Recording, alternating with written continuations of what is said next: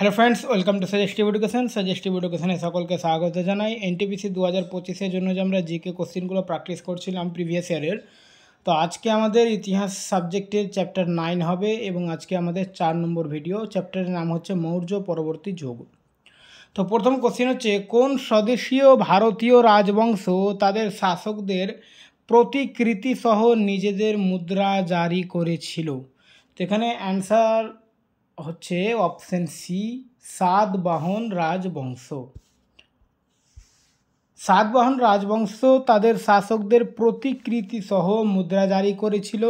সাতবাহনরাই প্রথম সীসার মুদ্রা প্রচলন করে। এছাড়াও তারা রূপা, তামা ও ব্রোঞ্জের মুদ্রাও প্রচলন করেছিল।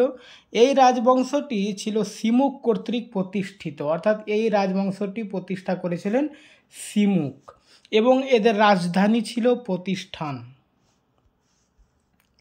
বাণভট্ট কোন রাজার দরবার কবি বা সভা কবি ছিলেন? তো বাণভট্ট ছিলেন হর্ষবর্ধনের সভা কবি। বাণভট্ট ছিলেন সপ্তম শতাব্দীর একজন সংস্কৃত গদ্য লেখক এবং রাজা হর্ষবর্ধনের দরবার কবি বা সভাকবি। বাণভট্ট রচিত হর্ষচরিত হল সম্রাট হর্ষবর্ধনের জীবনী। তারপরে চ্যাপ্টার 10, চ্যাপ্টার 9 থেকে ওই দুটো কোশ্চিন ছিল। এনটিপিসিতে যা যা এসছে আমি সব এগুলো চ্যাপ্টার ওয়াইজ নিয়ে এসেছি। কোনো চ্যাপ্টারে দুটো, কোনো চ্যাপ্টারে 10টা 12টা এইভাবে কোশ্চিন আছে, ঠিক আছে। তো চ্যাপ্টার 10 হচ্ছে গুপ্ত এবং গুপ্ত পরবর্তী যুগ। হর্ষবর্ধন কোন রাজবংশের অন্তর্গত ছিলেন? তো হর্ষবর্ধন হচ্ছে বর্ধন বংশ বা পুষ্যভূতি বংশ, ঠিক আছে। তো অপশানে এ হচ্ছে অ্যান্সার। হর্ষবর্ধন 606 থেকে 647 খ্রিস্টাব্দ জন্মগ্রহণ করেন। 590 খ্রিস্টাব্দে থানেশ্বরের রাজা প্রভাকর বর্ধনের পুত্র হিসেবে তিনি পুষ্যভূতি বা বর্ধন রাজবংশের অন্তর্গত ছিলেন। তিনি, এটা হচ্ছে রাজত্বের সাল, 606 থেকে 647 খ্রিস্টাব্দ পর্যন্ত রাজত্ব করেন। আর জন্ম হচ্ছে 590। বাবার নাম প্রভাকর বর্ধন, ঠিক আছে। রবিকীর্তির আইহোল শিলালিপিতে কার উপর পুলকেশী দ্বিতীয়ের বিজয়ের বিস্তারিত বিবরণ দেওয়া হয়েছে? তো অ্যান্সার হচ্ছে হর্ষ, অপশন ডি।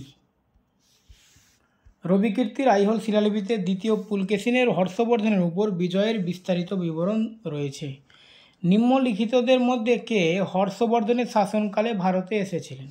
তো হর্ষবর্ধনের শাসনকালে ভারতে এসেছিলেন হিউয়েন সাং বা সুয়ান জাং, একই নাম, ঠিক আছে। তো হিউয়েন সাং হর্ষবর্ধনের শাসনকালে এসেছিলেন। চীনা পরিব্রাজক হিউয়েন সাং হর্ষবর্ধনের শাসনকালে ভারতে এসেছিলেন এবং সি ইউকি নামে বই লেখেন। ফাহিয়েন চন্দ্রগুপ্ত টু অর্থাৎ দ্বিতীয় চন্দ্রগুপ্তের শাসনে এসেছিলেন। মার্কোপোলো কাকাতীয় রানী রুদ্রমা দেবীর সময় দক্ষিণ ভারতে ভ্রমণ করেন। প্রয়াগ প্রশস্তি বা এলাহাবাদ স্তম্ভলিপি কার কৃতিত্ব সম্পর্কে তথ্য দেয়? তো এলাহাবাদ প্রশস্তি বা প্রয়াগ প্রশস্তি এটা সমুদ্রগুপ্ত সম্পর্কে তথ্য দেয়। এটা সমুদ্রগুপ্তের সভাকবি হরিসেন দ্বারা রচিত, এখানে সেটাই লেখা রয়েছে। ভারতের বীজগণিতে বিশেষ অবদান রেখেছিলেন কে?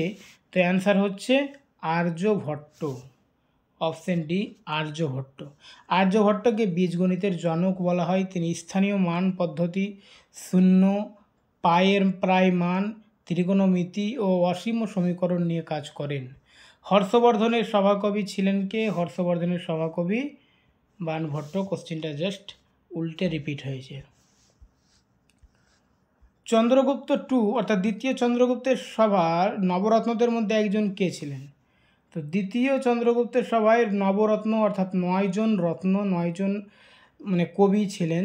তাদের মধ্যে একজন মানে কবি লেখক সব মিলিয়ে 9 জন কিন্তু ছিল, তাদের নবরত্ন বলা হয়। তাদের মধ্যে একজন হচ্ছে বরাহ মিহির, অপশন এ, ঠিক আছে।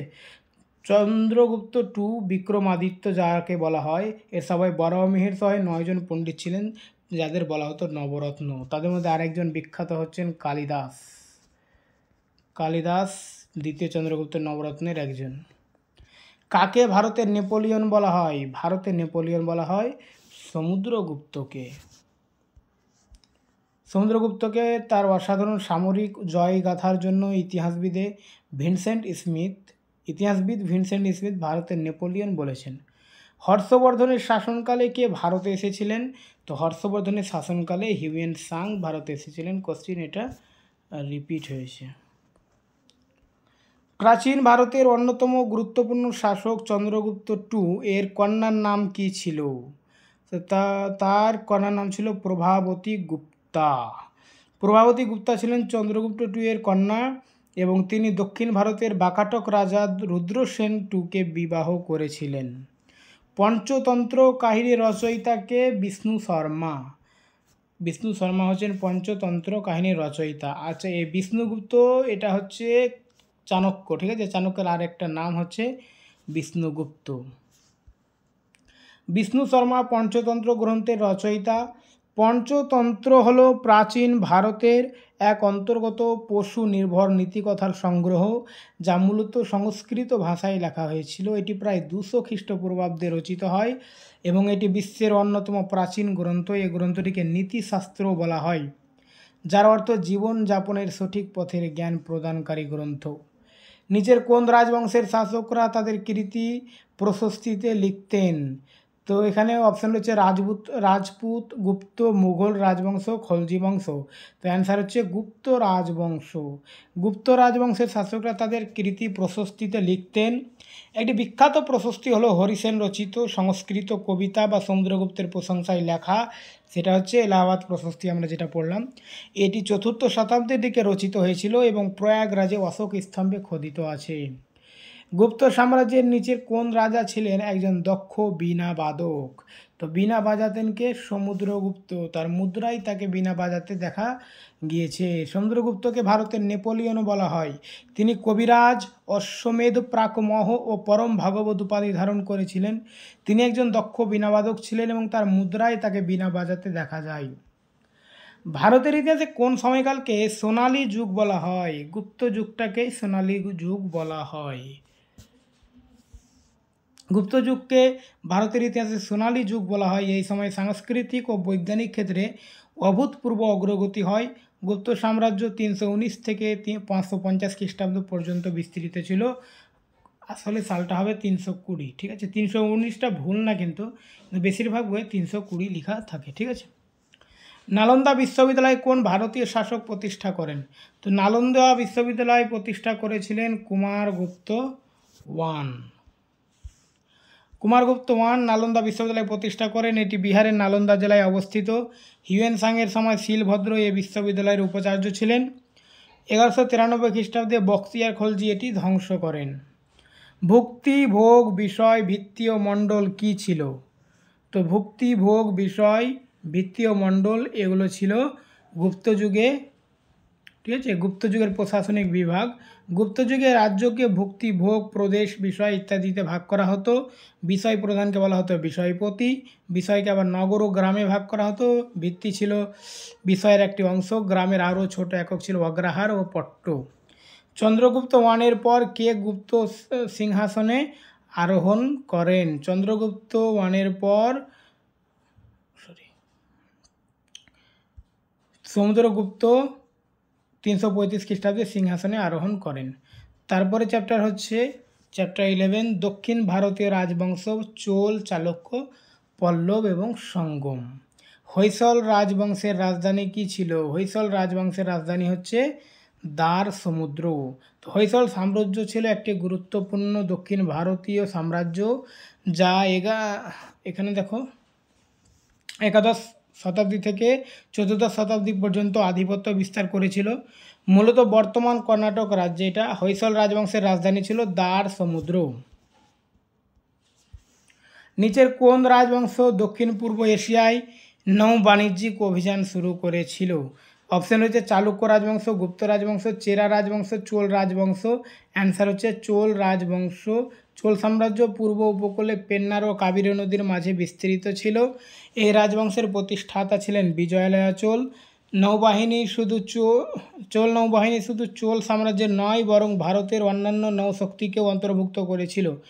এই নৌবাহিনী শ্রীলঙ্কার দ্বীপ জয় এবং বর্তমান ইন্দোনেশিয়ার শ্রীবিজয়াতে আক্রমণ সহ সাম্রাজ্য বিস্তারে গুরুত্বপূর্ণ ভূমিকা নিয়েছিল। রাজেন্দ্র চোলের দক্ষিণ পূর্ব এশিয়ায় আঘাত ছিল এক ধরনের ভূ রাজনৈতিক কৌশল, যা সম্ভবত ভারতের প্রথম সার্জিক্যাল স্ট্রাইক হিসেবে গণ্য করা হয়। চোল শিলালিপি অনুযায়ী গুরুকুলকে প্রদত্ত ভূমি অনুদানকে কি বলা হতো? তাকে বলা হতো শালভোগ। অপশন ডি হচ্ছে অ্যান্সার। চোল শিলালিপি অনুসারে গুরুকুলকে প্রদত্ত ভূমি অনুদানকে শালভোগ বলা হতো। ব্রহ্মদেহ ছিল ব্রাহ্মণদের করমুক্ত জমির অনুদান, অর্থাৎ ব্রাহ্মণদের যে জমি দান করা হতো তাকে ব্রহ্মদেহ বলা হতো। আর ভেল্লান ভাগাই ছিল কৃষকদের মালিকানাধীন জমি, এবং পল্লী ছন্দম ছিল জৈন প্রতিষ্ঠানকে দানকৃত জমি। হাম্পির বিরূপাক্ষ মন্দির উৎসর্গ করা হয়েছে কাকে? তো হাম্পির বিরূপাক্ষ মন্দির উৎসর্গ করা হয়েছে শিবকে। বিরূপাক্ষ মন্দির হাম্পির প্রাচীনতম এবং প্রধান মন্দির, যা কর্ণাটকের তুঙ্গভদ্রা নদীর তীরে অবস্থিত। এটি শিব পূজার একটি গুরুত্বপূর্ণ তীর্থস্থান। কৃষ্ণদেব রায় এই মন্দিরের পৃষ্ঠপোষক ছিলেন এবং দেবরায় টু এর অধীনস্থ লক্কানা দণ্ডেশ এই মন্দির নির্মাণ করেছিলেন। রাজা সিংহ বিষ্ণু কোন রাজবংশের অন্তর্গত ছিলেন? রাজা সিংহ বিষ্ণু পল্লব বংশের অন্তর্গত ছিলেন। সিংহ বিষ্ণু ছিলেন পল্লব রাজবংশের প্রতিষ্ঠাতা। পল্লবদের রাজধানী ছিল কাঞ্চিপুরম।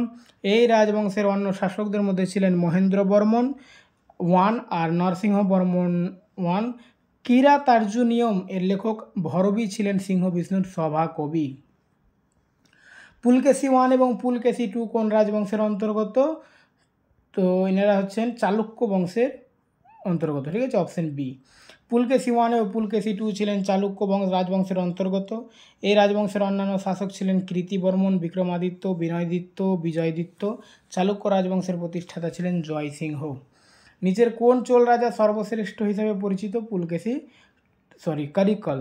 প্রাচীন চোলদের রাজধানী ছিল উত্তর মানলুর, পরে এটি উরায়ুর ও তঞ্জোরে রূপান্তরিত হয়।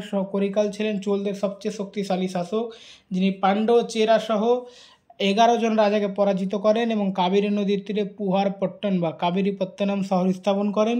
চোলদের প্রধান বন্দর ছিল কাবেরীপত্তনম এবং প্রতীক ছিল বাঘ। নিচের কোন পল্লব রাজা সংস্কৃত নাটক রচনা করেছিলেন?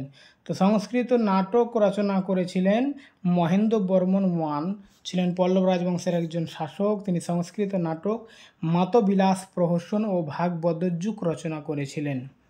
কোন চালুক্য রাজা কন্নৌজের হর্ষবর্ধনকে পরাজিত করেছিলেন? পুলকেশী 2। চালুক্য রাজা পুলকেশী 2 618 খ্রিস্টাব্দে নর্মদা নদীর তীরে কন্নৌজের হর্ষবর্ধনকে পরাজিত করেন। দুই শাসকের সাম্রাজ্যবাদী আকাঙ্ক্ষা এই যুদ্ধকে অনিবার্য করে তোলে। চোল রাজবংশের শেষ শাসক কে ছিলেন? চোল রাজবংশের শেষ শাসক ছিলেন রাজেন্দ্র চোল 3। রাজেন্দ্র চোল 3 ছিলেন চোল রাজবংশের শেষ শাসক। এই রাজবংশের প্রতিষ্ঠাতা বিজয়ালয় 850 খ্রিস্টাব্দে তঞ্জোরকে রাজধানী করে রাজবংশ প্রতিষ্ঠা করেন। কোন চোল রাজা পারস্য অভিযানকালে মালদ্বীপ দ্বীপপুঞ্জ জয় করেন? রাজারাজ চোল পারস্য অভিযান সময় মালদ্বীপ দ্বীপপুঞ্জ জয় করেন। তার প্রথম জয় ছিল কেরালা এবং শেষ জয় ছিল মালদ্বীপ। প্রাচীন চেরা রাজবংশ কোন রাজ্যগুলিতে শাসন করত? তামিলনাড়ু, কেরালা, বেঙ্গল, ওড়িশা, অরুণাচল প্রদেশ, সিকিম, মহারাষ্ট্র, গুজরাট। তো চেরা রাজবংশ তামিলনাড়ু এবং কেরালায় শাসন করত। প্রাচীন চেরা রাজবংশের রাজারা তামিলনাড়ু ও কেরালা রাজ্যগুলিতে শাসন করতেন। চেরাদের শাসনকাল ছিল সঙ্গম সাহিত্যের যুগের আগেই। এটি আধুনিক ট্রাভাঙ্কোর, কোচিন, মালাবার, কোয়েম্বাটুর ও দক্ষিণের সালেম জেলার অঞ্চলসমূহকে অন্তর্ভুক্ত করত। কোন ভারতীয় রাজা নৌবাহিনী ব্যবহার করে পূর্ব এশিয়ার কিছু অংশ দখল করেছিলেন? তো অ্যান্সার হচ্ছে রাজেন্দ্র চোল। ভারতীয় রাজা রাজেন্দ্র চোল দক্ষিণ পূর্ব এশিয়া জয় করতে নৌবাহিনী ব্যবহার করেছিলেন। ভারতের ইতিহাসে কেবল চোল বংশই নৌবাহিনীর উপর বিশেষ গুরুত্ব দিয়েছিল। তিনি গঙ্গাইকোন্ড চোল উপাধি গ্রহণ করেন। তো এই পর্যন্তই ছিল।